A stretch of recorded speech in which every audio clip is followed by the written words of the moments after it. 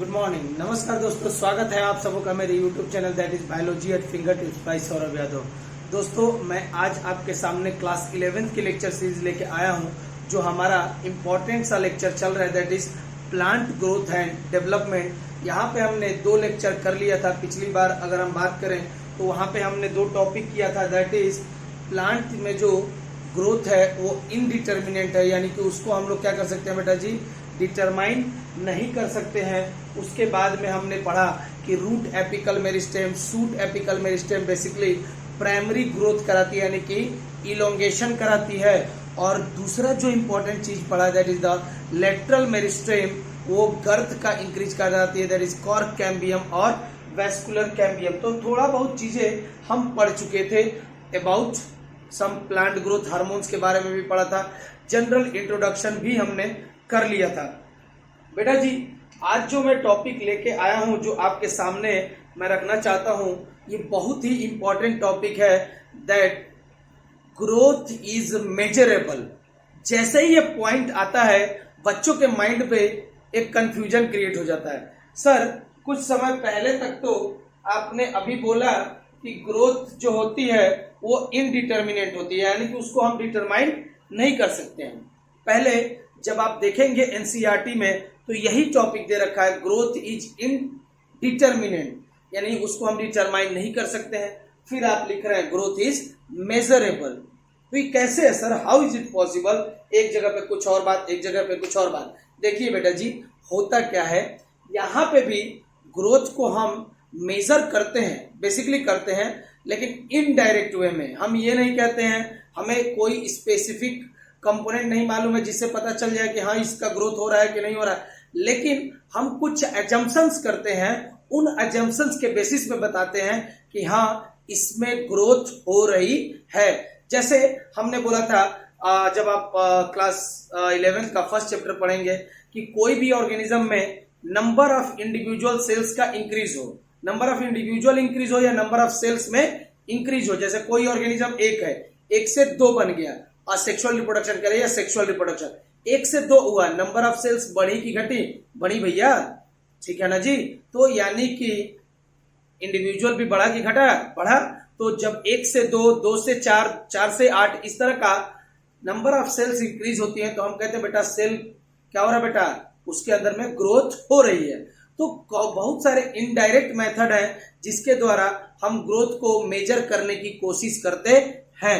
चलिए आइए देखते हैं एक एक पॉइंट जो आपके एनसीईआरटी में दे रखा है, वो सारे पॉइंट्स को मैं एक एक करके अच्छी तरह से स्पेसिफिकली समझाने की कोशिश करूंगा। चलिए आइए स्टार्ट करते हैं आज का हमारा topic, that is growth is measurable. यानी ग्रोथ को समहाउ, डायरेक्टली नहीं, कोई कंपोनेंट तो नहीं है, कोई आपका बेसिकली अगर बोले तो कोई मशीन नहीं है जिससे आप कर सकते हैं, लेकिन हम इनडायरेक्ट वे में किस तरह से हम ग्रोथ को मेजर कर सकते हैं। क्लियर है जी? चलिए, सबसे पहले बोल रहा है कि अगर मान लीजिए कोई एक सेल है, ठीक है जी, तो ये मैंने सेल बनाया है। सेल के बाहर वाली मेम्ब्रेन सेल मेम्ब्रेन, बीच में न्यूक्लियस एंड देन साइटोप्लाज्म। अब कई बार मैं अपने बच्चों से भी पूछता हूं, आपसे भी पूछ रहा हूं, what do you mean by protoplasm? तो कई लोग साइटोप्लाज्म को ही प्रोटोप्लाज्म कह देते हैं, cytoplasm is known as protoplasm. बिल्कुल नहीं बेटा जी, अगर आप मेरी क्लासेस में है तो आपको ये सारे मिसकंसेप्शन दूर करने होंगे कि प्रोटोप्लाज्म क्या है, साइटोप्लाज्म क्या है। ध्यान से सुनिएगा, सेल मेम्ब्रेन, बीच में है आपका न्यूक्लियस, इसकी सराउंडिंग में जो भी चीजें हैं आपके, the space between cell membrane and nucleus is called as cytoplasm. और इन्हीं साइटोप्लाज्म में बहुत सारे कंपोनेंट्स होते हैं, यानी सेल ऑर्गेनेलीज होती हैं, जैसे कि राइबोसोम, जैसे कि आपका माइटोकॉन्ड्रिया। तो ये सारी चीजें आपके साइटोप्लाज्म में पाई जाती है। तो बेटा साइटोप्लाज्म को ध्यान रखिएगा, the area between nucleus and cell membrane. Suppose this is the nucleus, this is the cell membrane, इनके बीच का ये पूरा इलाका जो दिख रहा है आपको, वही क्या है, cytoplasm. So what is protoplasm? पहले ये जानने की कोशिश करेंगे। बेटा जी आपको आंख बंद करके एक चीज याद रखनी है, cytoplasm plus nucleus is known as protoplasm. This one. Cytoplasm plus nucleus is known as protoplasm. क्या बोलते हैं बेटा जी? साइटोप्लाज्म प्लस न्यूक्लियस, इन दोनों को मिला दीजिए. साइटोप्लाज्म और न्यूक्लियस इन दोनों को मिला के मैंने क्या बोला है? प्रोटोप्लाज्म. क्लियर है जी? आई बात समझ में? सीधा सा एकदम क्या साफ सुथरा सा समझाया आपको कि बेटा न्यूक्लियस और सेल मेम्ब्रेन के बीच का स्पेस वो क्या कहलाता है? साइटोप्लाज्म. साइटोप्लाज्म में न्यूक्लियस जोड़ दीजिए, वो क्या कहलाएगा? प्रोटोप्लाज्म. क्लियर है जी? समझ गए जी? आगे आपको, चलिए आगे चलते हैं बेटा जी. देखिए, अगर हम बात करेंगे सेलुलर ग्रोथ की, किसकी बात करेंगे? कि ग्रोथ जो है सेलुलर लेवल पे हो रही है. तो ग्रोथ जो सेलुलर लेवल पे होती है वो हम कैसे डिफाइन करेंगे? देखिए, यहां पे इनका जब आप प्रोटोप्लाज्म देखेंगे यानी न्यूक्लियस और साइटोप्लाज्म, ये जब ये इंक्रीज कर रहा है तो आप जब इसको देखेंगे, यहाँ पे सेल मेम्ब्रेन, न्यूक्लियस बड़ा हो गया, साइटोप्लाज्म भी क्या हो गया बेटा? बड़ा हो गया. यानी इन दोनों को जोड़ा मैंने तो ये प्रोटोप्लाज्म क्या हो गया? लार्ज. तो किसी भी सेल के अंदर में अगर प्रोटोप्लाज्म का डेवलपमेंट हो रहा है, यानी छोटा प्रोटोप्लाज्म बड़े प्रोटोप्लाज्म में क्या हो रहा है बेटा? डेवलप हो रहा है. इसी को कहते हैं सेलुलर ग्रोथ. क्या कहेंगे बेटा? Cellular growth. अभी तक टिल नाउ मैं बता दूं, ऐसी कोई टेक्निक नहीं बनी है जो बता दे कि एक्चुअली में कितना प्लाज्मा मेम्ब्रेन डेवलप हुआ है, इतना ज्यादा डेवलप हुआ, इतना ज्यादा डेवलप हुआ. कोई ऐसी टेक्निक अभी तक नहीं बनी है जो ये बता दे कि प्रोटोप्लाज्म में ग्रोथ कितनी हुई है. लेकिन हाँ, यहाँ पे अगर मैं देखूं तो साइटोप्लाज्म छोटा दिख रहा है, न्यूक्लियस छोटा दिख रहा है. यहाँ पे साइटोप्लाज्म न्यूक्लियस बड़ा दिख रहा है, तो दोनों को मिलाकर ही प्रोटोप्लाज्म बोलते हैं. तो प्रोटोप्लाज्म का भी क्या हो गया बेटा? कि प्रोटोप्लाज्म क्या हो गया है? बड़ा हो गया है.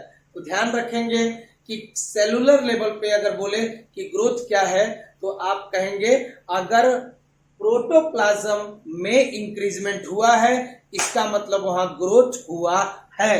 यही पॉइंट दे रखा है. Growth at the cellular level is principally consequences of increase in amount of protoplasm. पहले देखिए, प्रोटोप्लाज्म मैंने लिख दिया, इनमें क्या है? प्रोटोप्लाज्म काफी स्मॉल है, यहाँ पे प्रोटोप्लाज्म क्या है? लार्ज है. तो प्रोटोप्लाज्म का अमाउंट बढ़ा है. कितना बढ़ा है ये ना आप बता सकते हैं ना मैं बता सकता हूं, क्योंकि इतनी सोफिस्टिकेटेड टेक्निक्स अभी तक डेवलप नहीं हुई है जो बता दे प्रोटोप्लाज्म इतना बढ़ गया, प्रोटोप्लाज्म उतना बढ़ गया.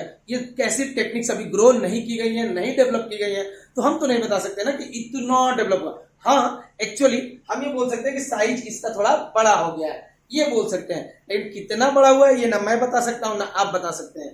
तो ये लिखती है, since increase in protoplasm is difficult to measure directly हम इसको मेजर नहीं कर पाएंगे क्योंकि अभी तक कोई टेक्निक ऐसी नहीं बनी है. वन जनरली, अब क्या होता है तो हमें पता चल गया बेटा जी कि जो भी ग्रोथ होती है उसको हम डायरेक्टली मेजर नहीं करेंगे, वो हम इनडायरेक्ट मैनर में कहते हैं कि लीफ है, लीफ पहले छोटा था, लीफ बड़ा हो गया तो उसकी ग्रोथ हुई है. ठीक है जी. स्टेम है, स्टेम छोटी थी बड़ी होगी तो उसकी क्या हुई है? ग्रोथ हुई है. तो इनडायरेक्ट मैनर में हम उसकी सारी ग्रोथ के बारे में डिफाइन करते हैं. पहला ध्यान रखिएगा कि सेलुलर लेवल पे क्या होता है बेटा? प्रोटोप्लाज्म में इंक्रीज हुआ तो उसको हम लोग बोलेंगे कि ग्रोथ हुई है, लेकिन हम डायरेक्टली इसको मेजर नहीं कर पाएंगे. क्लियर है जी? One generally major some quantity which is more or less proportional to it. लेकिन बहुत सारे और टेक्निक्स का इस्तेमाल किया जाता है जिससे पता चलता है कि हाँ इसमें ग्रोथ हो रही है कि नहीं हो रही है. तो वो सारी टेक्निक्स को हम देखने की और जानने की कोशिश करेंगे. पहले ये सारा पॉइंट याद कर लीजिएगा कि प्रोटोप्लाज्म का अमाउंट अगर बढ़ा है तो सेलुलर लेवल पे ग्रोथ हुई है. क्लियर है जी? प्रोटोप्लाज्म इज इक्वल टू क्या बोलेंगे?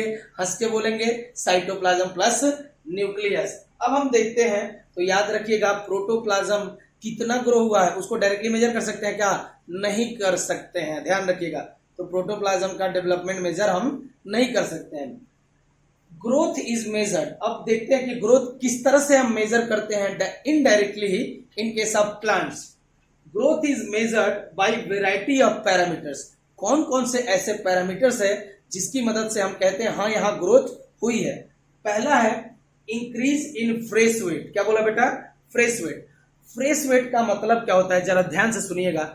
जैसे मान लीजिए कोई एक लीफ है या कोई एक बेसिकली कोई फल है जो आपके प्लांट के ऊपर लगा हुआ है, ठीक है, अभी वो अटैच है प्लांट पे। तो जब आप उसको तोड़ के लाओगे तो उस पूरा गुआवा हो, एप्पल हो, उनमें अमाउंट ऑफ वाटर बहुत ज्यादा होता है। तो बेटा वेट विथ वाटर, वाटर के साथ में जो वेट होता है उसको बोलते हैं फ्रेश वेट। क्या बोलेंगे बेटा जी? Fresh wait. तो मैंने लिख दिया increase in fresh weight. Water यहां पे प्रेजेंट है, वाटर यहां पे क्या होगा, जिन किसी का भी आप फ्रेश वेट लेंगे उसमें वाटर पाया जाएगा। तो मैंने ले लिया। सपोज करो कि एक टहनी है जिससे जुड़ा हुआ, ब्रांच है जिससे जुड़ा हुआ है गुआवा, ठीक है, इसको मैंने फ्रेश वेट लिया, ठीक है। ये है बेटा 50 ग्राम का। कितने ग्राम का है? 50 ग्राम। एक थोड़ा बड़े को थोड़े दिन रहने दिया, थोड़े दिन बाद क्या किया बेटा, उसी टहनी पे इसको लगा रहने दिया। फिर इसके बाद में इस जो भी ये गुआवा बड़ा हो गया तो मैंने इसका फिर से फ्रेश वेट लिया, यानी वाटर सहित। तो ये 100 ग्राम का हो गया। तो बेटा फ्रेश वेट बढ़ा कि घटा? पहले 50 ग्राम था, अभी कितना हो गया? 100 ग्राम हो गया। तो फ्रेश वेट क्या हो रहा है बेटा? बढ़ रहा है। तो फ्रेश वेट बढ़ रहा है, इसका मतलब उसमें ग्रोथ हुई है। पहला पॉइंट क्लियर है जी। दूसरा आइए देखते हैं, वो भी है इंक्रीज इन ड्राई वेट। अब ये ड्राई वेट क्या होता है सुनिएगा। वेट विदाउट वाटर, तो वेट जहां पे वाटर ना रहे, जहां पे H2O अब्सेंट रहेगा, वाटर नहीं रहेगा, उसको हम लोग बोलते हैं ड्राई वेट। चलिए भाई और बहनों इसको हम करते हैं, देखते हैं कैसे। देखिए मैंने एक क्या किया, लीफ को निकाला, आपके मेन प्लांट से छोटी सी लीफ है। जैसे मैं उसको तोड़ के लाऊंगा उसमें वाटर रहेगा कि नहीं रहेगा जी? हाँ सर रहेगा। तो वाटर रहेगा, इसका मतलब जो मैं तोड़ के लाऊं उसका फ्रेश वेट मैंने लिख दिया यहाँ पे 5 ग्राम का है। फिर एक बड़ी लीफ कुछ दिन बाद वैसे ही एक लीफ को तोड़ के लाया जिसका फ्रेश वेट कितना है बेटा? 10 ग्राम है। कितना है? 10 ग्राम। अब क्या किया बेटा जी सुनिएगा, इन दोनों लीफ को, एक बड़ी है एक छोटी है, कुछ दिन तक आप छोड़ दीजिए सनलाइट में फॉर 2 और 3 डेज। तो इन लीफ के अंदर में जो वाटर है वो वाटर वेपर के फॉर्म में उड़ जाएगा, यानी कि स्केप कर जाएगा। तो देखिए यहाँ पे फ्रेश वेट छोटी वाली का कितना है? 5 ग्राम। फ्रेश वेट बड़ी वाली का कितना है? 10 ग्राम।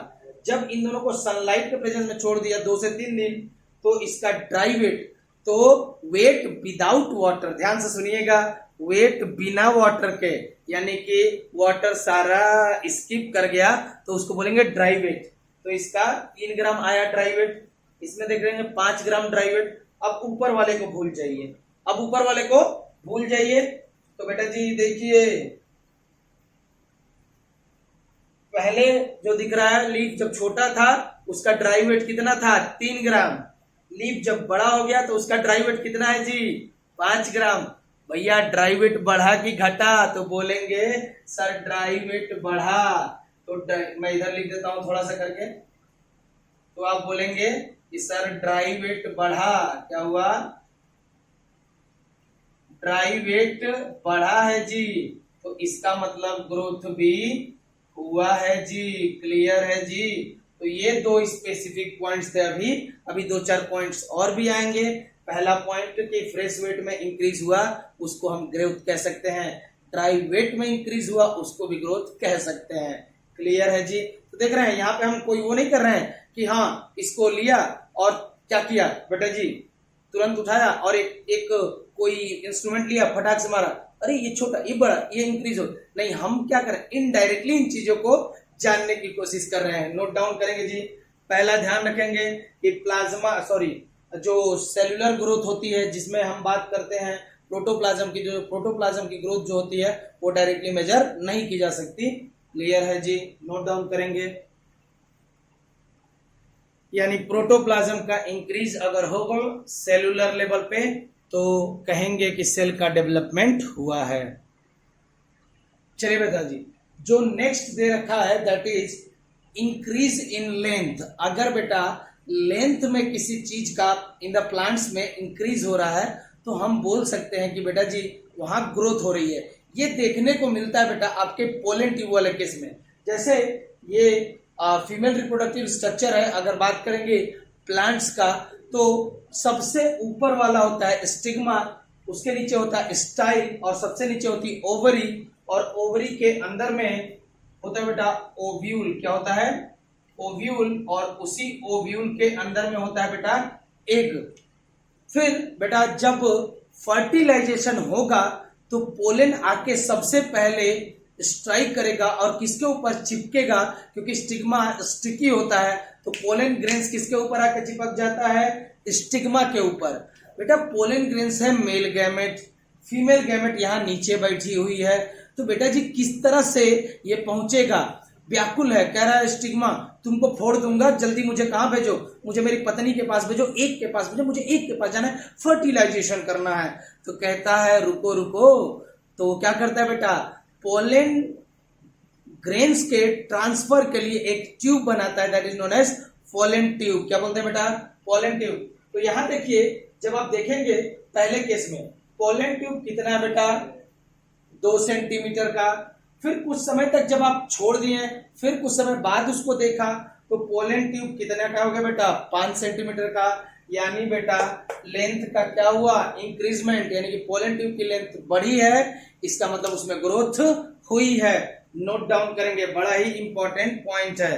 क्लियर है जी? The next point that is increase in surface area.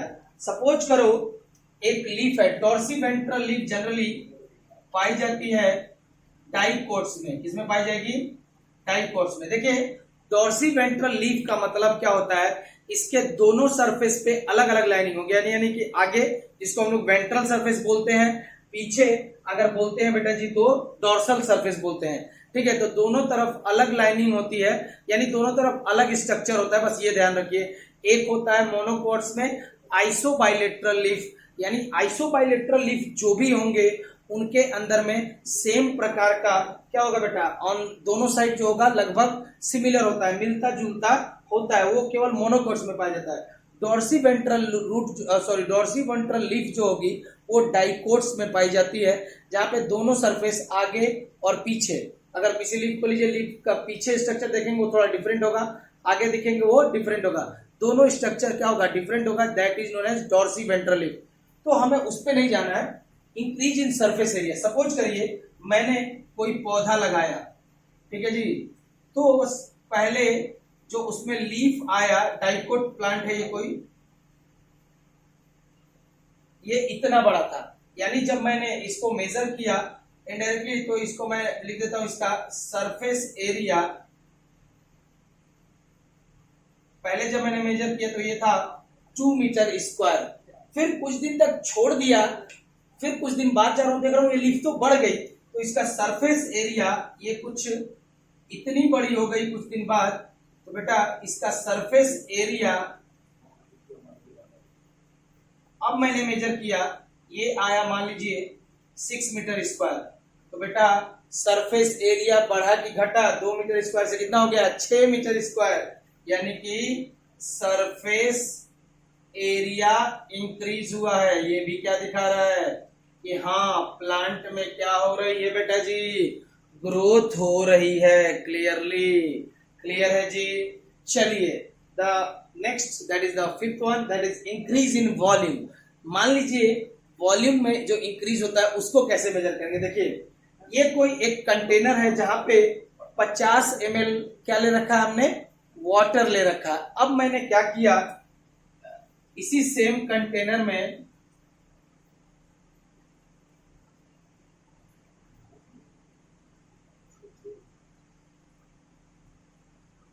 ml, 50 ml, ये हो गया 80 ml। तो बेटा जी जैसे ही मैंने इस कंटेनर के अंदर में मान लीजिए किसी एक फल को, सपोज करिए एक ये गुआभा है, गुआभा को जैसे ही मैंने इस कंटेनर में डाला, तो इस कंटेनर में जैसे ही डालते हैं, अगर आपको याद होगी थर्स्टी क्रो वाली स्टोरी याद है, एक कौआ प्यासा था, ठीक है जी, पानी घड़े में काफी कम था, उसने क्या किया, एक एक टुकड़े पेबल्स के जो वहां पत्थर पड़े हुए थे उठा उठा के डालने लगा, किसके अंदर में? उस पॉट के अंदर में, उस गड्ढे के अंदर में, तो धीरे धीरे क्या हुआ बेटा, वो पानी ऊपर आ गया, उस घड़े का जो पानी था वो ऊपर आ गया और उसने अपनी प्यास बुझाई। यानी बेटा जैसे जैसे चीजें, तो उसी तरह से जब मैंने यहाँ पे गुआवा डाला तो ये जो वाटर 30 ml का था, अब कहाँ चला गया बेटा 80 ml। यानी कितने का इंक्रीजमेंट हुआ है, अरे बोलेंगे कितने का इंक्रीजमेंट हुआ है, बोलेंगे 30 ml का। तो यहाँ पे जो वॉल्यूम है, वॉल्यूम पहले थी 50 ml, अब ये जो 30 ml बढ़ी है वो 80 ml हुई है, वो किसकी वजह से हुई है, कोई ना कोई लिविंग मटेरियल आया है, इसकी वजह से हुई है। बेटा जी मान लीजिए वॉल्यूम कितनी हो गई, 80 ml हो गई, किसकी वजह से हुई है, क्योंकि यहाँ पे हमने एक चीज रखा है जिसका वॉल्यूम है 30 ml, वॉल्यूम है किसका बेटा जी, गुआवा का, किसका, गुआवा का 30 ml का वॉल्यूम उसके अंदर में इमर्ज कर दिया, इसकी वजह से वॉल्यूम 50 ml से बढ़ के वॉल्यूम 80 ml हो गई। यानी वॉल्यूम में इंक्रीज हुआ, क्या हुआ बेटा, वॉल्यूम में इंक्रीज हुआ, इसको भी हम क्या कह सकते हैं बेटा जी, ग्रोथ कह सकते हैं। तो याद रखिएगा वॉल्यूम कितना डिस्प्लेस हुआ वाटर 30 ml, तो उस जो गुआवा का है, उस गुआवा का बेसिकली कितना ml होगा वॉल्यूम, क्या होगा बेटा जी, बेसिकली बोलिए, तो होगा 30 ml। अब मान लीजिए थोड़ा और गुआवा डेवलप हो जाए, तो थोड़ा और बड़ा हो जाए, उसको लाके डाल दिया, उसने डिस्प्लेस करके 100 ml तक लेके चला गया। तो बेटा पहले 50 था, फिर 80 हुआ, 80 से 100, यानी बेटा जी अब जो गुआवा होगा उसने कितना डिस्प्लेस किया, 50 ml डिस्प्लेस किया। तो बेटा जी इसी तरह से डेवलपमेंट को हम क्या कर सकते हैं, मेजर कर सकते हैं। सो वॉल्यूम का इंक्रीज होना ये भी क्या कहलाता है, ग्रोथ का इंडिकेटर है। क्लियर है जी। चलिए जो नेक्स्ट पॉइंट है that is increase in cell number. पहले ये सारी चीजें लिख लेंगे आप। देखिए तो जो नेक्स्ट पॉइंट दे रखा है that is increase in cell number. यानी बेटा जैसे मान लो कोई एक सिंगल सेल है, उसमें माइटोसिस सेल डिवीजन होती है। जैसे हमारा ही बात कर लो, हमारे जो पूरा डेवलपमेंट हुआ है वो सिंगल सेल जाइगोट से होता है, माइटोसिस डिवीजन होते होते होते मिलियन ऑफ सेल्स फॉर्म हो जाती हैं। तो उसी तरह से है, सपोज करो एक सेल है, उसमें माइटोसिस सेल डिवीजन 2 से 4 बनी, तो बेटा नंबर ऑफ सेल 1 से कितनी हो गई, 4। नंबर ऑफ सेल बढ़ी कि घटी, ऑब्वियसली बढ़ी। नंबर ऑफ सेल बढ़ी, इसका मतलब क्या हो रहा है बेटा, ग्रोथ हो रहा है वहां पे। इसका एक स्पेसिफिक एग्जांपल दे रखा है आपके एनसीईआरटी में, ये बताने के लिए कि भैया किस तरह से कितना फास्टली मेरिस्टेमेटिक सेल ग्रो करती है। क्योंकि मेरिस्टेमेटिक सेल वो सेल होती हैं जिनमें डिवाइड करने की कैपेसिटी अनलिमिटेड होती है, बहुत ही फास्टली ग्रो करती है। ठीक है जी। तो you may find that amazing to know that, ध्यान रखिएगा ये जो रूट है, ये रूट के एपेक्स पे, जिसको हम लोग क्या बोलेंगे, कौन सा मेरिस्टेम होगा, रूट एपिकल मेरिस्टेम। अब तो याद है भैया, सूट के एपेक्स पे सूट एपिकल मेरिस्टेम, रूट के एपेक्स पे रूट एपिकल मेरिस्टेम। तो ये जो रूट है, ये रूट है बेटा स्पेसिफिक प्लांट का। कौन से प्लांट का, मेज का। किसका बात कर रहा हूं बेटा, मेज का। तो मेज की जो रूट होती है, रूट का जो एपेक्स होगा, वहां पे अगर एक सिंगल मेरिस्टेमेटिक सेल है, रूट एपिकल मेरिस्टेम की एक सिंगल सेल है, वन सिंगल सेल है इसकी, रूट एपिकल मेरिस्टेम की। बेटा जी विद इन आवर, एक घंटे में, विद इन आवर का मतलब एक घंटे में जब ये डिवाइड करती है, इतना ज्यादा इंक्रीज करती है, इतना ज्यादा डिवाइड करती है बेटा, एक घंटे में ये single root apical meristem, single cell जो कि रूट एपिकल मेरिस्टेम की है, एक घंटे में 17,500 नई सेल्स को क्रिएट कर सकता है। तो एक सेल से कितनी सेल बोली, 17,500 सेल, 17,500 न्यू सेल्स फॉर्म हो रही है। यानी एक सेल 17,000 सेल। नंबर बढ़ा कि घटा, तो नंबर ऑफ सेल बढ़ा, तो इसका मतलब ग्रोथ हुई है। नोट डाउन करेंगे, बड़ा ही इंपॉर्टेंट पॉइंट्स हैं ये सारी चीजें जो आपके एनसीईआरटी में दे रखी है, किसमें, पार्टिकुलरली मेज में दे रखी है। क्लियर है जी। फिर अगर बात करेंगे तो पहले ये लिख लीजिए, फिर हम आगे बात करते हैं। चलिए दोस्तों, तो जो लास्ट वाला है दैट इज किस तरह से आप मेजर करेंगे कि इंक्रीज हुआ है उसकी साइज में। अगर साइज में इंक्रीज हुआ है तो भी हम उसको कह सकते हैं कि उसका ग्रोथ हुआ है अल्टीमेटली। देखिए एग्जांपल देख रखा है, where cells in watermelon. Watermelon का जो सेल होता है स्टार्टिंग में बहुत ही छोटा होता है, माइन्यूट सा होता है, में increase in size up to 3,50,000 times. Data याद नहीं रखना है, इतना कोई नहीं पूछने वाला। ठीक है बेटा, एक सेल है, सेल काफी छोटा है, दिख रहा है छोटा, वाटरमेलन का है। ये बेटा कुछ समय बाद जब वाटरमेलन बड़ा होगा तो ये बेटा 3,50,000 टाइम्स साइज में क्या हो गया है, बड़ा हो जाता है। तो बेटा साइज का बढ़ना यानी सेल का साइज बढ़ा कि घटा, तो सेल का साइज बढ़ा है, सेल का साइज बढ़ा है तो इसको भी क्या कह सकते हैं बेटा, ग्रोथ भी हुआ है। तो ध्यान रखिएगा, वाटरमेलन जो कि एक छोटा सा सीड से डेवलप होगा, वो छोटी सी सेल से इतना बड़ा सेल बन जाता है बेटा जी, कितना 3,50,000 टाइम्स बिगर होता है than that of the initial cell. तो भैया सेल का साइज बढ़ा, इसका मतलब ग्रोथ हुआ है। क्लियरली है जी। तो हमने अलग अलग पैरामीटर्स पढ़े जहां हमने जानने की कोशिश की कि भैया ग्रोथ को किस तरह से मेजर किया जाता है। तो इनडायरेक्टली हम मेजर करते हैं। पहला जो कि सबसे इंपॉर्टेंट थिंग था जो मैंने बताया आपको, क्या बताया जी, सबसे पहले मैंने बताया कि इंक्रीज इन फ्रेश वेट, दूसरा मैंने बताया इंक्रीज इन ड्राई वेट, तीसरा मैंने बताया इंक्रीज इन सरफेस एरिया, चौथा मैंने बताया increase in length pollen tube के बिहाफ में बताया, फिर मैंने बताया इंक्रीज इन वॉल्यूम, फिर मैंने बताया इंक्रीज इन सेल नंबर, और सातवां मैंने बताया इंक्रीज इन साइज। क्लियर है जी। जो जो चीजें मैंने बोली वो एनसीईआरटी लिख के देती है। In the former growth is expressed as increase in number, cell number किसमें बढ़ रहा था, मेज में। याद करिए, एक रूट टिप थी मेज की, वहां से एक सेल से कितने 17,500 नए cells. Increase in cell number किसमें देखा, मेज में। एंड लेटर जो ये दिख रहा है expressed growth as increase in size of cell, size बढ़ा है किसमें बेटा, वाटर मेलन में। क्लियर है जी। While the growth of pollen tube पढ़ चुके हैं हम, पोलन ट्यूब लेंथ की ग्रोथ होती है, is measured in terms of its length. And increase in surface area ये भी पढ़ चुके हैं। लीफ, लीफ का जो सरफेस एरिया इंक्रीज होता है, डॉर्सी वेंट्रल लीफ जो कि डाइकोट्स में पाई जाती है, सरफेस एरिया इंक्रीज किसमें पचा, डॉर्सी वेंट्रल लीफ।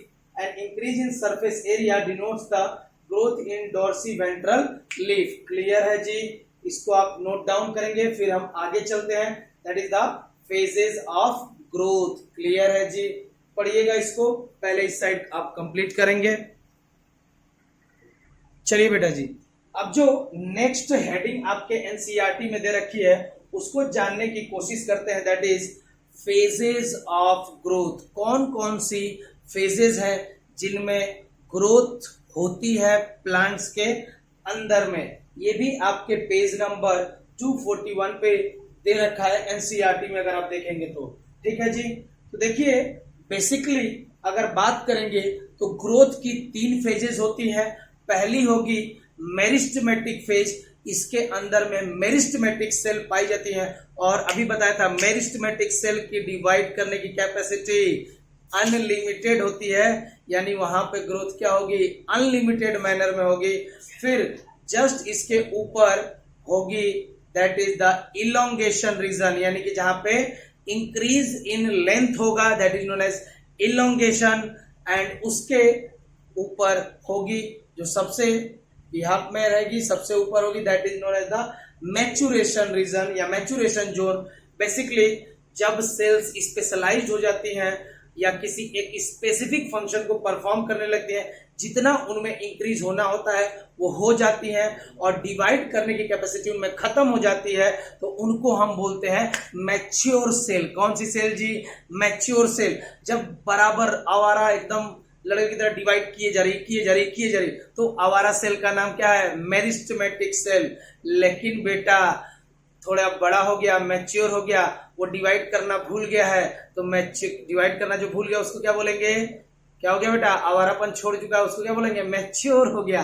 तो बेटा मैच्योर सेल क्लियर है। सबसे लास्ट में आएगी, पहले आएगी मेरिस्टेमेटिक जोन, फिर आएगा इलोंगेशन जोन, फिर आएगा आपका क्या बेटा जी, ध्यान से, मैच्योरेशन जोन। देखिए अगर आपने पढ़ा होगा मॉर्फोलॉजी इन फ्लावरिंग प्लांट्स, नहीं भी पढ़ा तो मैं पढ़ाऊंगा, वहां पे ये दिखाया हुआ है रूट का स्ट्रक्चर दिखाया हुआ है।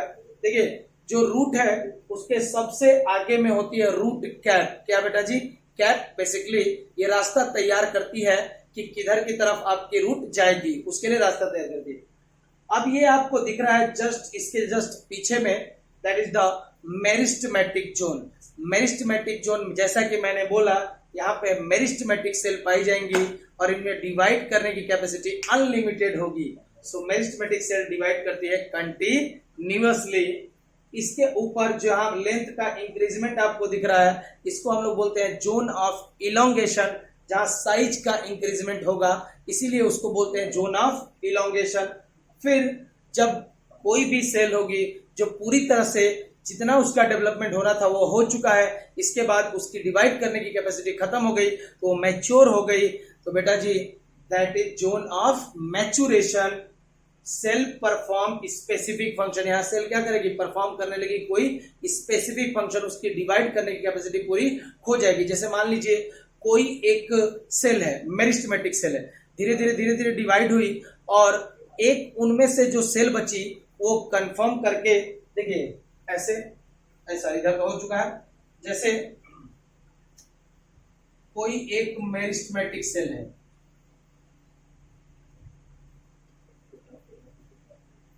इनमें माइटोसिस सेल डिवीजन हुआ, 1 से 2 बनी, 2 से 4 बनी। इनमें से जो ये एक सेल है बेटा, इसने डिवाइड करने की कैपेसिटी, लॉस डिवाइडिंग कैपेसिटी, ये इसके अंदर में जो डिवाइड करने की कैपेसिटी थी वो खत्म हो गई, तो ये फाइनली मैच्योर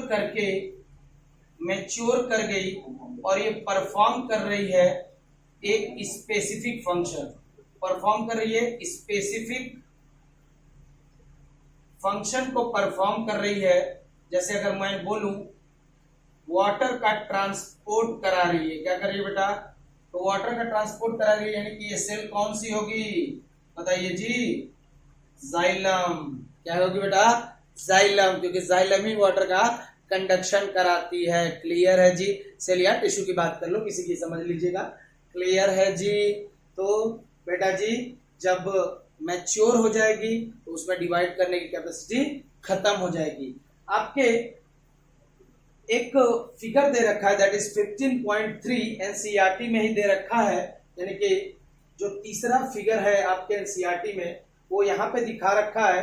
ये बेसिकली बोलती भी है NCERT, let us understand this zone of elongation by root tip, looking at the root tip, यानी कि बेटा ये रूट एपेक्स है, उसके बाद ये इसका डेवलपमेंट है। तो देखिए रूट एपेक्स यानी कि वहां पे मेरिस्टेमेटिक जोन हुई, उसके बाद दूसरा कौन सा है, जोन ऑफ इलोंगेशन, तो ये भी ऊपर मैंने लिख दिया, ये क्या है, रूट एपेक्स, उसके पहले वाला जोन ऑफ इलोंगेशन। तो बेटा जी यहां लिखा हुआ है detection of zone of elongation, यहाँ पे जो इलोंगेशन जोन है, कितना इलोंगेशन हुआ है, पहले ये दो दिख रहा है, फिर ये दिख रहा है, इन दोनों में रूट टिप का स्ट्रक्चर दे रखा है, इन दोनों में डेवलपमेंट कितना हुआ है, इन दोनों में इंक्रीजमेंट कितना हुआ है। तो आपको जानना कुछ नहीं, वैसे जैसे लिखा एक एक पॉइंट को A B C D E F G, यहां भी जो बड़ा वाला रूट टिप जो थोड़ा इंक्रीज हो गया हाइट में, वहां भी लिखते हैं A B C D E F जी।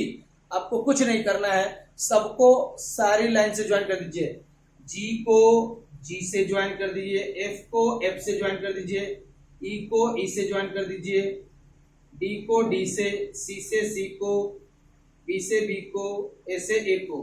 तो जब आप देखेंगे तो बेटा जी यहाँ पे अगर आप देख रहे हैं तो काफी छोटा छोटा छोटा छोटा छोटा छोटा छोटा ग्रोथ दिख रहा है, लेकिन जब आप कंपेयर करेंगे ए और बी का दूरी, और यहाँ पे अगर आप ए और बी की दूरी अटेंड करेंगे तो देखेंगे बेटा, अगर यहाँ पे ए और बी की जो दूरी है वो 1 सेंटीमीटर है, और यहाँ जो ए और बी की दूरी है ये 2 सेंटीमीटर हो गई है, इसका मतलब ग्रोथ हुआ है, साइज बढ़ा है, लेंथ बढ़ी है, तो ये इलोंगेशन हुआ है जी।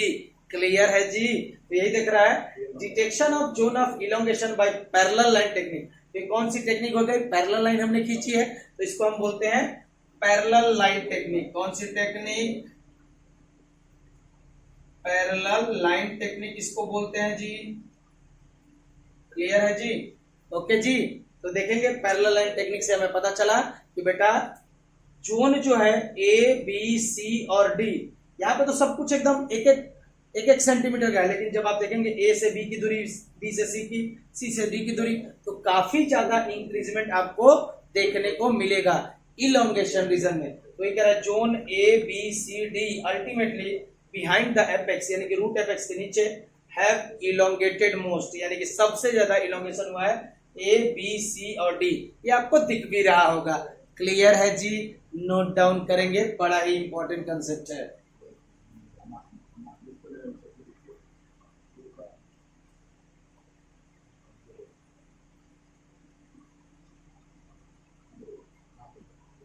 देख लीजिएगा, एक एक चीज को आपको नोट डाउन करना है। हर वो चीज मैंने समझाई जो यहाँ पे, आप बारी बारी से इसको नोट डाउन करते रहिए, बड़ा ही इंपॉर्टेंट है। सब जोन, ठीक है जी। क्लियर है जी। नोट डाउन करेंगे, फिर हम आगे की बात करेंगे। चले बेटा जी, तो जो नेक्स्ट फेज दे रखा है that is the meristematic phase of growth. इसको डिटेल में पढ़ने की कोशिश करते हैं। देखिए बेटा जी, जैसे कि मैंने बोला कि बेटा ये जो मेरिस्टेमेटिक सेल्स होंगी ये पाई जाएंगी रूट का apex, at the root apex, जिसको हम लोग बोलते हैं रूट एपिकल मेरिस्टेम, और दूसरा सूट एपेक्स पे पाई जाएगी, that is known as the shoot apical meristem. अगर आपने मेरे साथ क्लास लगा रखी है तो बेटा जी मैंने आपको बताया था कि रूट एपिकल मेरिस्टेम और सूट एपिकल मेरिस्टेम ये दोनों के दोनों कौन सी ग्रोथ कराती हैं? प्राइमरी ग्रोथ, यानी कि ये रूट की लेंथ को बढ़ाएंगी, जिसको हम लोग रूट एपिकल मेरिस्टेम क्या कराएगी? कौन सी ग्रोथ कराएगी? प्राइमरी ग्रोथ कराती है। उसी तरह से सूट एपेक्स जो ऊपर में दिख रहा है ये भी क्या कराएगी? सूट को और लंबा बनाएगी और ऊपर तक लेके जाएगी, सूट को और ऊपर तक लेके जाएगी। तो जो सूट एपिकल मेरिस्टेम भी होती है वो भी लेंथ का इंक्रीज कराती है, तो उसको भी हमने बोला कि वो क्या कराएगी? प्राइमरी ग्रोथ ही कराती है। क्लियर है जी। लेकिन हमने एक और चीज पढ़ी थी कि बेटा लेटरल मेरिस्टेम जो बाद में आती है, वस्कुलर कैम्बियम, कॉर्क कैम्बियम, अगर याद होगा तो ये दोनों क्या कर रही थी? मोटापा बढ़ा रही थी, गर्थ को इंक्रीज कर रही थी। तो याद रखिएगा, इनका गर्थ से कोई लेना देना नहीं है। ये हमेशा और हमेशा कौन सी ग्रोथ कराएंगी? प्राइमरी ग्रोथ कराएंगी। और जो रूट एपिकल मेरिस्टेम हो चाहे सूट एपिकल मेरिस्टेम हो, अगर मेरिस्टेम कहीं लगा हुआ है तो उसमें डिवाइड करने की कैपेसिटी अनलिमिटेड होगी। यही आपका पहला पॉइंट समझा रहा है। द कंस्टेंटली डिवाइडिंग सेल्स, जिसको हम लोग कौन सी सेल बोलेंगे? कंस्टेंटली का मतलब कंटिन्यूअसली जो डिवाइड कर रही है cell, meristematic cell, both at root apex, root apex पे क्या बोलेंगे? Root apical meristem, and shoot apex क्या बोलेंगे? Shoot apical meristem, represent the meristematic phase of growth. यही क्या रिप्रेजेंट कर रहा है बेटा? Meristematic region of the growth. Clear है जी। तो बेटा रूट एपिकल मेरिस्टेम क्या मोटापा बढ़ाएगी क्या? सूट एपिकल मेरिस्टेम मोटापा बढ़ाएगी क्या? तो आप कहेंगे नहीं सर ये मोटापा नहीं बढ़ाएंगी। तो इनकी सेल के बाहर सेल वॉल थीन होगी कि थिक होगी? अंदाजा लगा के बताइए। सर ये तो मोटापा नहीं बढ़ाए, तो सेल भी जो होगा क्या होगा? थीन होगा। याद रखिएगा, सेल वॉल भी इनकी क्या होती है? थीन होती है, क्योंकि वो इंक्रीज कर रहे हैं लेंथ में, उनकी साइज भी इंक्रीज, जो बेसिकली सेल वॉल इंक्रीज नहीं होगी, सेल वॉल भी काफी थीन होती है, जो हम अभी पढ़ने वाले। क्लियर है जी। अभी तक इतनी बात समझ में आई कि नहीं आई कि चाहे रूट एपिकल मेरिस्टेम हो चाहे सूट एपिकल मेरिस्टेम हो, दोनों कौन सी ग्रोथ कराएंगे? प्राइमरी ग्रोथ, यानी कि लेंथ को बढ़ाएंगे, गर्थ या मोटापे को नहीं बढ़ाएंगे। क्लियर है जी।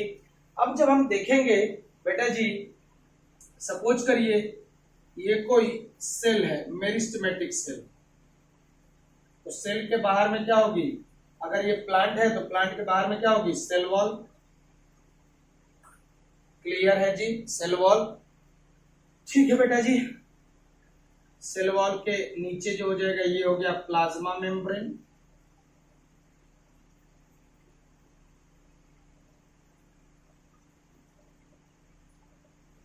इसके अंदर में न्यूक्लियस बहुत ही बड़ा होगा।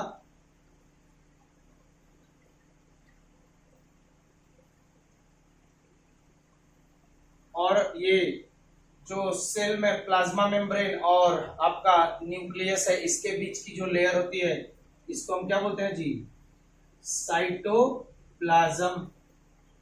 दोनों को मिला के साइटोप्लाज्म और न्यूक्लियस, अब तो होशियार बच्चे हो गए बेटा, इन दोनों को मिला के क्या कहेंगे, प्रोटोप्लाज्म। तो बेटा जी एक बात सुनिएगा, अगर कोई सेल है, इन्हीं प्रोटोप्लाज्म, ये जो प्रोटोप्लाज्म दिख रहा है, इन्हीं में आपका फूड स्टोर होता है। अगर कोई सेल कंटिन्यूअसली डिवाइड करे दनादन दनादन, 1 से 2, 2 से 4, 4 से 8, 8 से 16, 16 से 32, इतनी तेजी से डिवाइड कर रही है बेटा जी, तो बेटा उसको फूड चाहिए कि नहीं चाहिए, कहेंगे सर चाहिए। तो बेटा उसको फूड कहां से मिलेगा, ऑब्वियसली सेल के प्रोटोप्लाज्म से ही तो मिलेगा। तो बेटा कंटिन्यूअसली डिवाइड कर रही है सेल या मेरिस्टेमेटिक सेल है, उन सेल्स के अंदर में बहुत ज्यादा अमाउंट में क्या मौजूद होता है, प्रोटोप्लाज्म। सो प्रोटोप्लाज्म क्या होगा बेटा, प्रेजेंट होगा मेरिस्टेमेटिक सेल में इन लार्ज अमाउंट। क्लियर है जी। तो प्रोटोप्लाज्म आपका ये जो मेरिस्टेमेटिक सेल होंगी, इनके अंदर में लार्ज अमाउंट में होगा। The cells of this region are rich in protoplasm, यानी कि मेरिस्टेमेटिक सेल होगी, उनके अंदर में protoplasm, that is the combination of cytoplasm plus nucleus, ये बहुत ही ज्यादा अमाउंट में होगा, क्योंकि इन्हीं के अंदर में फूड मटेरियल स्टोर होता है और यही आपके नेक्स्ट सेल्स को प्रोवाइड किया जाता है। क्लियर है जी। जो नेक्स्ट कर रहा है, पोजेस लार्ज कंसिपिकस न्यूक्लियाई, यानी यहाँ पे जो न्यूक्लियस है वो भी कैसा है, मैंने लिख ही दिया है, न्यूक्लियस कैसा है, काफी लार्ज है। क्लियर है जी। इसकी जो सेल वॉल होगी, ये जो बाहर में जो दिख रहा है आपको, ये जो सेल वॉल होगी ये काफी थिन होती है। क्या होती है बेटा, थिन होगी, क्योंकि इनमें प्राइमरी ग्रोथ रही है, सेकेंडरी ग्रोथ नहीं हो रही है। थिन होगी और किस चीज से बनी होगी, सेल्यूलोज से बनी होगी। क्लियर है जी। तो their cell wall are primary in nature, obviously क्या बोल रहा है बेटा जी, primary in nature not secondary.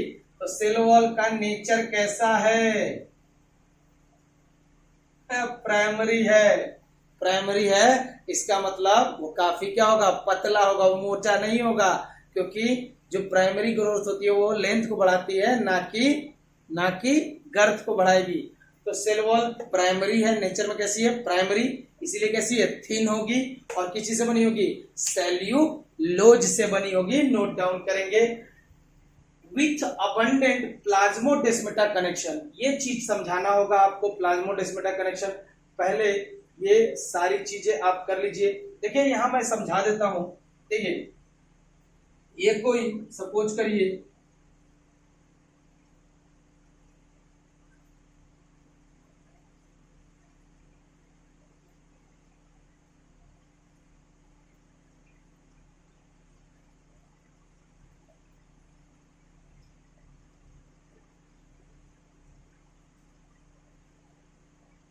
ये दो सेल है, एक सेल ये हो गई, एक सेल ये हो गई।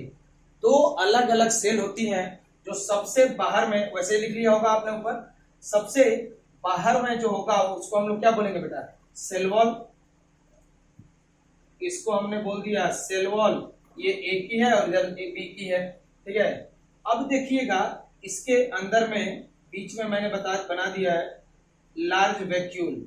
सो यहाँ मौजूद है वैक्यूल। वैक्यूल बेसिकली स्टोर करता है फूड को, और भी सारे फंक्शन होते हैं, यहाँ याद रखिए, स्टोर करता है किसको बेटा जी, फूड को स्टोर कर रहा है। यहाँ पे सेल वॉल है। सेल वॉल और सेल वॉल के नीचे जो भी होगी, मान लीजिए ये सेल वॉल हो गई, ये मान लीजिए सेल मेम्ब्रेन हो गई। अब सेल मेम्ब्रेन के नीचे अगर आएंगे तो ये होगा, मान लीजिए ये सेल नंबर ए है, ये सेल नंबर बी है। तो जब आप देख रहे हैं बाहर में cell wall, then plasma membrane, then क्या है, साइटोप्लाज्म। क्लियर है जी? तो बेटा जी ये क्या हो जाएगा,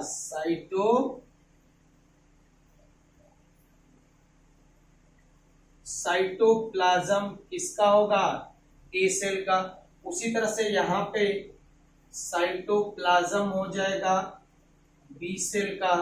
तो जब आप ध्यान से देखोगे तो साइटोप्लाज्म जो है ए सेल का और बी सेल का, ये आपस में जुड़ा हुआ है, ये गैप लाइक जंक्शन, यही ये जो आपको दिख रहा है ये कनेक्शन, इसी कनेक्शन को हम लोग बोलते हैं प्लाज्मोडेस्माटा कनेक्शन। क्या बोलते हैं बेटा, प्लाज्मोडेस्माटा कनेक्शन। क्या बोलेंगे,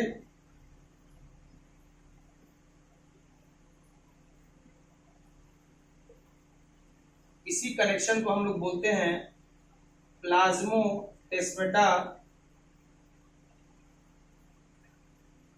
जो आपका ये कनेक्शन दिख रहा है, तो बेटा ये कर क्या रहा है, सेल ए के साइटोप्लाज्म, ये बेसिकली क्या है, साइटोप्लाज्म, और ये भी क्या है, साइटोप्लाज्म। सेल ए के साइटोप्लाज्म को सेल बी के साइटोप्लाज्म से जोड़ने का काम करता है बेटा आपका प्लाज्मोडेस्माटा। जो ये आपका कनेक्शन है, बेसिकली ध्यान से देखिएगा, मैं जरा इसको बना देता हूं कहीं और, ये जरा आप मिटा लीजिए। देखिए ये जो कनेक्शन है, ये जो बीच में जो कनेक्शन दिख रहा है, जो सेल ए और सेल बी को जोड़ने का काम कर रहा है, ये बीच में जो कनेक्शन है, इसी कनेक्शन को बोलते हैं प्लाज्मोडेस्माटा। जो क्या कर रहा है बेटा, कनेक्ट कर रहा है इसका जो साइटोप्लाज्म है और इसका जो साइटोप्लाज्म है, ये आपस में कनेक्टेड होते हैं थ्रू अ गैप और connection that is known as plasmodesmata connection. तो बेटा ये जो प्लाज्मोडेस्माटा कनेक्शन है, ये बहुत ज्यादा अमाउंट में पाया जाएगा। इसका मतलब यहां से चीजों का आदान प्रदान नेक्स्ट सेल को होगा, फिर नेक्स्ट सेल को होगा, आपस में सेल जो होंगी अपना मटेरियल को एक्सचेंज करती रहती हैं। प्रोटोप्लाज्म भी ऑब्वियसली यहां से वहां आपका दिख रहा है, तो ये एक्सचेंज ऑफ मटेरियल्स को, यानी ए से बी में, बी से सी में, इस तरह से ही मटेरियल का एक्सचेंज किया जाता है by the help of this plasmodesmata connection. तो क्या क्या चीजें हमने पढ़ी, ये रखा plasmodesmata connection, small channel that connect cytoplasm of neighbouring cells. Okay, इसी को हम लोग बोलते हैं प्लाज्मोडेस्माटा। तो क्या क्या चीजें पढ़ी अभी तक, वो सारी मैं चीजें एक बार में लिख देता हूं यहाँ पे, और आपको आसानी हो जाएगी कि भैया जो मेरिस्टेमेटिक फेज ऑफ ग्रोथ है,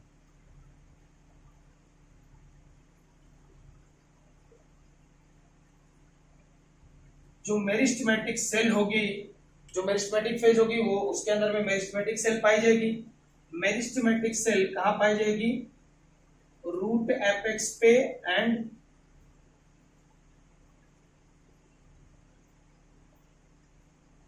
शूट एपेक्स पे। क्लियर है जी, पहला पॉइंट। दूसरा हमने पढ़ा कि यहाँ की जो सेल होंगी, मेरिस्टेमेटिक सेल जो होंगी, वो क्या होंगी बेटा, उनके अंदर में प्रोटोप्लाज्म की क्वांटिटी काफी ज्यादा होगी। मेरिस्टेमेटिक सेल कौन सी ग्रोथ कराएंगी, तो याद रखिए प्राइमरी ग्रोथ कराएंगी। क्लियर है जी। फिर हमने देखा कि इनके अंदर में न्यूक्लियस भी क्या होगा, काफी बड़ा होगा, यानी लार्ज होगा जी। क्लियर है जी। फिर हमने पढ़ा कि सेल वॉल जो होगी वो कैसी होगी बेटा, काफी थीन होगी, और किस चीज से बनी होगी, सेल्यूलोज से बनी होगी। क्लियर है जी। और जो भी मेरिस्टेमेटिक सेल्स होंगी आपस में जुड़ी होंगी, उनका साइटोप्लाज्म जुड़ा होता है बाय द प्लाज्मोडेस्माटा कनेक्शन के द्वारा। क्लियर है जी। प्लाज्मोडेस्माटा कनेक्शन के द्वारा ये आपस में जुड़े रहते हैं। क्लियर है जी, नोट डाउन कर लेंगे, बड़ा ही इंपॉर्टेंट पॉइंट्स है।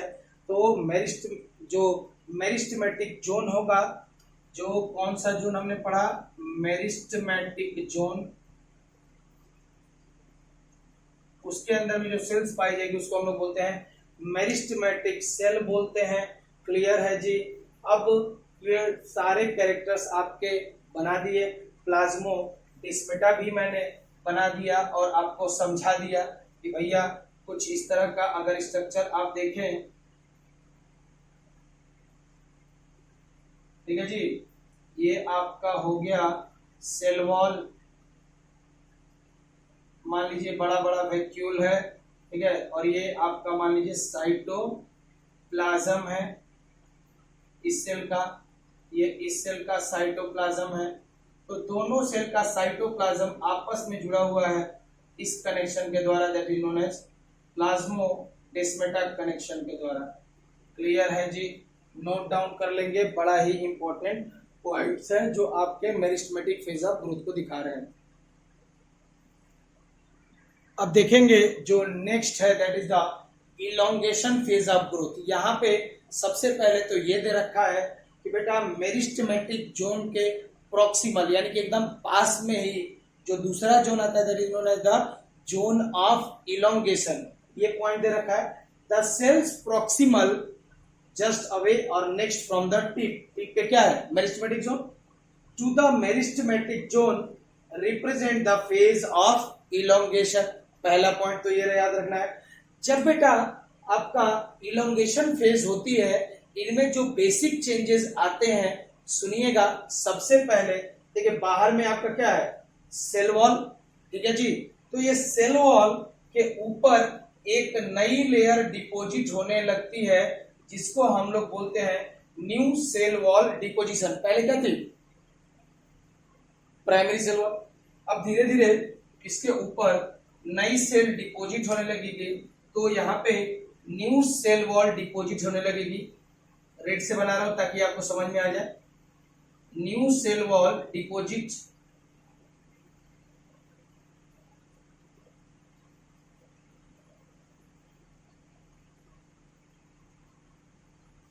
ठीक है जी। तो यहाँ पे न्यू सेल वॉल, नई सेल वॉल डिपोजिट होने लगेगी।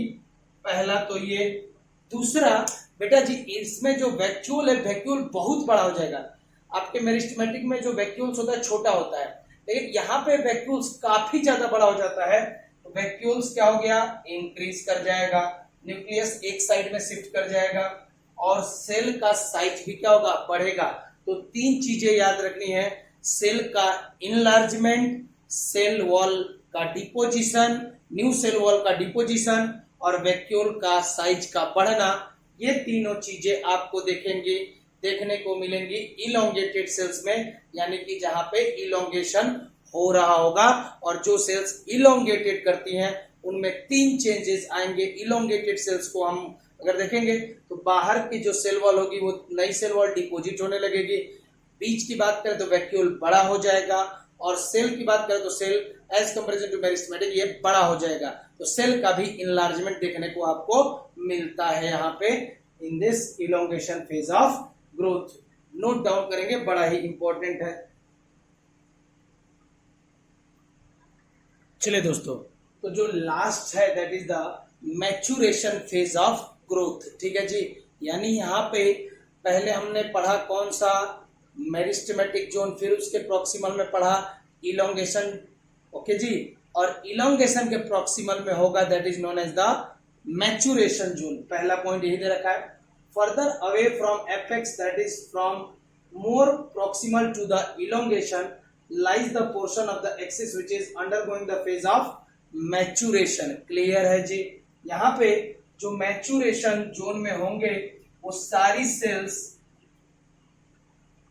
loses the capacity to divide। यहाँ पे जो भी सेल होंगी, जो सेल मैच्योर होने जा रही है, वो सेल तभी मैच्योर कहलाएंगी जब उनके अंदर में डिवाइड करने की कैपेसिटी खत्म हो जाएगी। बेटा अगर वो डिवाइड कर रही हैं तो कौन सी कहलाती है? Meristematic cell. धीरे धीरे इलोंगेट करने लगी, बेटा एकदम से उसके अंदर से डिवाइड करने की कैपेसिटी खत्म हो जाए, एकदम विलुप्त हो जाए, तो उसको क्या कहेंगे बेटा जी?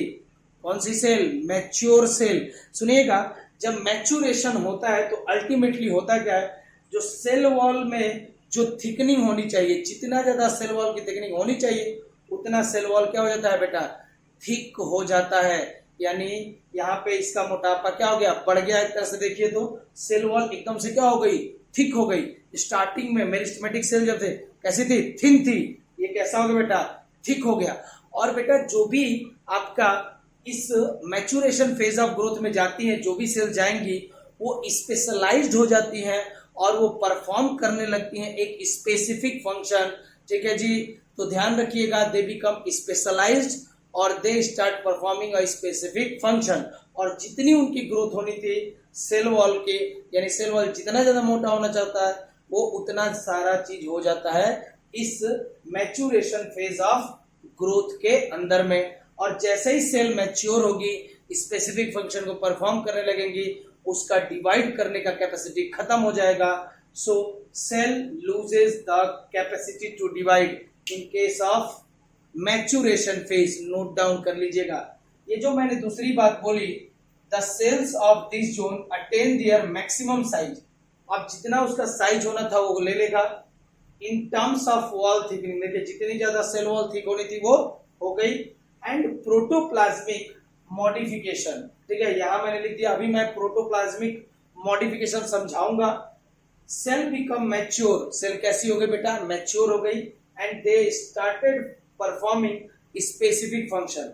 ठीक है जी, या तो अगर मान लीजिए कोई एक सेल है जो जाइलम स्पेसिफिक फंक्शन, वाटर का ट्रांसपोर्ट कराने लगी है, वो जाइलम कहलाएगी। कुछ सेल जो हो गई वो स्पेसिफिक फंक्शन करने लगी, फूड का ट्रांसलोकेशन कराने लगी, तो यानी कि वो क्या हो गए, फ्लोएम टिश्यू या फ्लोएम सेल्स बना ली। ठीक है जी, तो ये सारा आपका होता है मैच्योर सेल के या मैच्योरेशन फेज ऑफ ग्रोथ में होता है। अब जरा देखेंगे, एक टर्म दे रखा है, the cells of this zone attain the maximum size in terms of cell wall, and यहाँ पे प्रोटोप्लाज्मिक मॉडिफिकेशन होता है। देखिए प्रोटोप्लाज्मिक मॉडिफिकेशन का मतलब क्या है, जैसे मान लीजिए ये कोई सेल है, मैच्योर होने जा रही है, इसका ये साइटोप्लाज्म है, ये आपका न्यूक्लियस है। ये दोनों ही बेटा जी क्या कहलाता है, प्रोटोप्लाज्म है। तो बहुत ज्यादा प्रोटोप्लाज्म है, यानी किसकी बात करें, मान लो ये मेरिस्टेमेटिक सेल है, जब ये मैच्योर होगी, क्या होगी बेटा, मैच्योर हो रही है, इट अंडरगोज मैच्योरेशन। और बेटा एक ये स्पेसिफिक सेल को फॉर्म करने के लिए जा रही है। The name of that specific cell is xylem tracheids. और जो जाइलम ट्रैकिट्स होती हैं बेटा जी, ध्यान से सुनिएगा, उनके अंदर में प्रोटोप्लाज्म काफी कम अमाउंट में चाहिए, क्योंकि वो नियरली डेड सेल्स होती हैं। ठीक है जी, तो बेटा जी जो ट्रैकिट्स होंगी उसमें प्रोटोप्लाज्म की मात्रा काफी कम होती है। यहाँ पे चलिए दोस्तों, तो कुछ पार्ट मैं समझा रहा था, जो हमारा मैच्योरेशन फेज ऑफ ग्रोथ हो चुका था उसमें कुछ पार्ट रह गया था। ठीक है जी, प्रीवियस और थोड़ा बहुत टेक्निकल प्रॉब्लम एरर आ गया था। अब जो मैं पार्ट समझा रहा था, क्या बता रहा था बेटा जी, कि बेटा जो आपका मैच्योरेशन के लिए जो सेल जाती हैं उनके अंदर में बेसिकली क्या होगा बेटा, प्रोटोप्लाज्मिक मॉडिफिकेशन देखने को मिल सकता है। क्या मैंने बोला कि उनके प्रोटोप्लाज्म में मॉडिफिकेशन देखने को आपको मिल सकता है। प्रोटोप्लाज्मिक मॉडिफिकेशन का मतलब क्या, कोई भी अगर सेल जो मैच्योर होके एक स्पेसिफिक फंक्शन को करने जा रही है तो उनका अमाउंट ऑफ प्रोटोप्लाज्म डिफर कर सकता है। जैसे मान लीजिए कोई एक सेल है, यहाँ पे देखेंगे ये साइटोप्लाज्म है, न्यूक्लियस यानी कि प्रोटोप्लाज्म। सपोज कर लीजिए कि एक मेरिस्टेमेटिक सेल है जिसके अंदर में प्रोटोप्लाज्म बहुत ज्यादा अमाउंट में है। जब ये सेल मैच्योर होगी और मैच्योर होके एक स्पेसिफिक सेल बनाएगी जिसका नाम है जाइलम ट्रैकिट्स, जो बेसिकली एक डेड सेल की तरह होती है। तो ये जाइलम ट्रैकिट्स के अंदर में सेल ही क्या है, डेड के आसपास है भैया। तो बेटा यहाँ पे प्रोटोप्लाज्मिक रिक्वायरमेंट क्या है, काफी कम होती है। देखिए यहाँ पे प्रोटोप्लाज्म ज्यादा है, जब ये एक स्पेसिफिक सेल में कन्वर्ट होगी, जैसे इन्होंने द जाइलम ट्रैकिट, तो देखेंगे प्रोटोप्लाज्म काफी कम अमाउंट में हो जाएगा। तो भैया याद रखिएगा, जब भी कोई सेल मैच्योर होने के लिए जाएगी तो भैया उसके प्रोटोप्लाज्म में मॉडिफिकेशन होता रहता है। तो हम ये किसमें पढ़ रहे हैं, मैच्यूरेशन फेज ऑफ ग्रोथ में पढ़ रहे हैं। किसमें पढ़ रहे हैं बेटा जी? मैच्यूरेशन फेज ऑफ ग्रोथ में पढ़ रहे हैं, जहां पे कोई भी सेल किसका क्या जा रही है बेटा? किस स्टेज में जा रही है? मैच्योर होने जा रही है। अब मान लीजिए यही है सेल आपकी मेरिस्टेमेटिक सेल, यही आपका मैच्यूरेशन में जा रही है। मान लीजिए अब ये एक स्पेसिफिक सेल बना रही है जिसका नाम है फ्लोएम पैरेन्काइमा, जो कि एक लिविंग सेल है। क्या है बेटा जी? जो एक लिविंग सेल है, तो इसके अंदर में बेटा प्रोटोप्लाज्म का अमाउंट क्या होगा? ज्यादा होगा। तो यहाँ आप देख रहे हैं प्रोटोप्लाज्म का अमाउंट ज्यादा है, लेकिन जब ये जाइलम ट्रैकिट्स बना रहे तो वहां प्रोटोप्लाज्म कम है।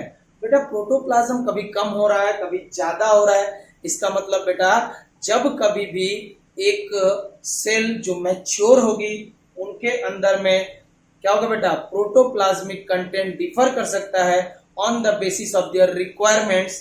इसीलिए इस पूरे प्रोसेस को बोलते हैं क्या बेटा जी? क्या बोले?